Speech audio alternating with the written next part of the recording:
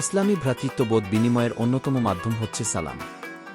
ইসলাম মানবতার শান্তির নিমিত্ত সালামের প্রতি যথেষ্ট গুরুত্বারোপ করেছে।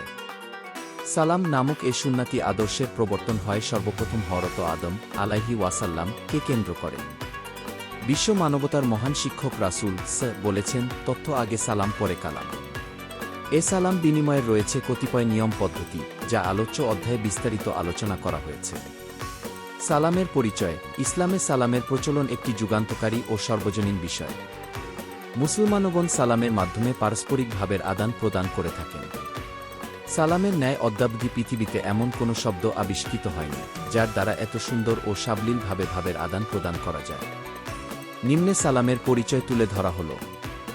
আবিধানিক অর্থ: ১. নিরাপদে থাকা। ২. নিরাপত্তা।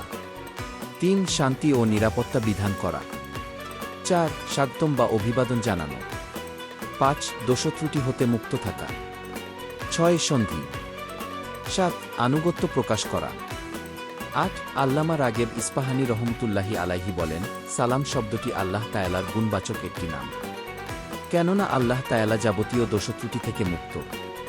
পারিভাষিক সংজ্ঞা: শরীয়তের পরিভাষায় সালাম হচ্ছে মুসলমানদের পারস্পরিক সাক্ষাতের সময় আসসালামু আলাইকুম ওরহমাতুল্লাহি বলে অভিবাদন জানানো, কল্যাণ কামনা, নিরাপত্তা দান ও কুশল বিনিময় করা। সালাম এর বিধান: সালাম দেয়া ও এর জবাব দেয়ার বিধান নিম্নরূপ। ক. সালাম দেয়ার বিধান। স্থানকালপাত্রভেদে ইসলামী শরীয়তে সালাম দেয়ার ভিন্ন ভিন্ন বিধান রয়েছে। যেমন: ১. স্বাভাবিক অবস্থায় এক মুসলমান অপর মুসলমানের সাক্ষাতে সালাম দেয়া সুন্নাত। এতে ওলামায়ে কেরামের ইজমা হয়েছে, কেননা সালাম ইসলামী সংস্কৃতির অন্যতম নিদর্শন। ২. ইমাম আবু হানিফা রহমাতুল্লাহি আলাইহি এর মতে কাফের মুশরিকদের সালাম দেয়া হারাম। ইমাম শাফেঈ রহমাতুল্লাহি আলাইহি বলেন, কাফের মুশরিকদের সালাম দেয়া হারাম নয়, বরং মাকরুহ। কাই আয়ায় রহমাতুল্লাহি আলাইহি বলেন, বিশেষ প্রয়োজনে তাদেরকে সালাম দেয়া বৈধ। উল্লেখ্য, মুসলিম ও অমুসলিম একত্রে থাকলে আসসালামু আলা মানিত্তাবাল হুদা বলে সালাম দেবে। ৩. নামাই, কুরআন তেলাওয়াত, পানাহার, মলমূত্র ত্যাগ, জিকির আয়কার ইত্যাদিতে মশগুল ব্যক্তিকে সালাম দেয়া মাকরুহ। খ. সালামের জবাব দেয়ার বিধান। এ ব্যাপারে কয়েকটি মতামত পরিলক্ষিত হয়। যেমন: ১. হানাফি মাযহাব মতে সালামের জবাব দেয়া ওয়াজিব। ২. কতিপয় আলেমের মতে সালামের জবাব দেয়া সালাম দেয়ার ন্যায় সুন্নাত। উল্লেখ্য, যেসব অবস্থায় সালাম দেয়া মাকরুহ সেসব অবস্থায় সালামের জবাব দেয়াও মাকরুহ। সালাম এর ফয়লত। সালাম ইসলামী শরীয়তে প্রচলিত একটি দোয়া, যা মুসলমানদের পারস্পরিক সাক্ষাতে বিনিময় হয়ে থাকে। মাসনুন শব্দ হচ্ছে আসসালামু আলাইকুম ওরহমতুল্লাহি, তথা আপনার উপর শান্তি ও আল্লাহর অনুগ্রহ বর্ষিত হোক। যেহেতু শান্তি বর্ষণের দোয়া হচ্ছে, সেহেতু নিরাপত্তারও নিশ্চয়তা প্রার্থনা করা হচ্ছে। অতএব তুমি আমাকে নিরাপত্তা প্রদান কর, যাতে পরস্পরের ভ্রাতৃত্বনে সম্প্রসারিত ও সুদী হয়, পরস্পরের মধ্যে বিবদমান শত্রুতা দূরীভূত হয় এবং সামাজিক নিরাপত্তা বৃদ্ধি পায়। অন্যদিকে সালামের মাধ্যমে আল্লাহর রহমত ও বরকত কামনা করা হয়। এতে আল্লাহর পক্ষ থেকে রহমত আসে। সালামের মাধ্যমে বৃহত্তর মুসলিম ঐক্য প্রতিষ্ঠিত হয়। পৃথিবীর সকল মুসলমান একই পদ্ধতিতে কুশল বিনিময় করে, যাতে অন্যান্য ধর্মাবলম্বী আকৃষ্ট হয়। প্রাক ইসলামী যুগে আরবদের সালাম।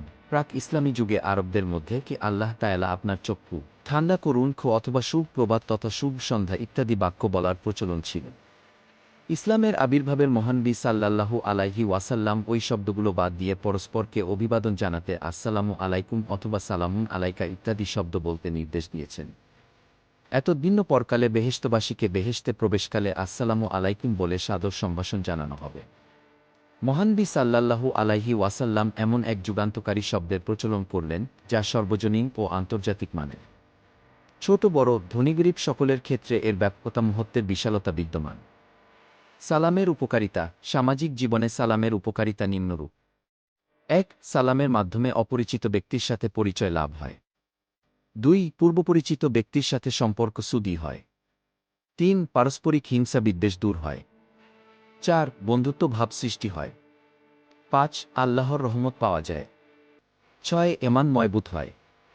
৭. এর মাধ্যমে অশেষ সওয়াব অর্জিত হয়। ৮. পরস্পরের মধ্যে আত্মিক সম্পর্ক গড়ে ওঠে। ৯. সামাজিক ভ্রাতৃত্ববোধ জাগ্রত হয়। ১০. পরস্পরের মধ্যে ভালোবাসা বৃদ্ধি পায়। এক এক পরস্পরের প্রতি বিশ্বাস বৃদ্ধি পায়।